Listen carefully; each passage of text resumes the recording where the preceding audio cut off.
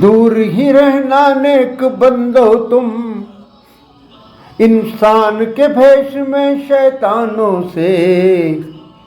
अल्लाह का वादा है भर देगा दोज़ख ऐसे जिन्नों से इंसानों से। दूर ही रहना तुम ऐसे बदनीयत वाले संस्थानों से। उससे बचना तुम हमेशा जो उसके फरमा बरदार नहीं। एक है तू एक है, ए अल्लाह ए मालिक ए ईश्वर, तेरा कोई पार नहीं। एक है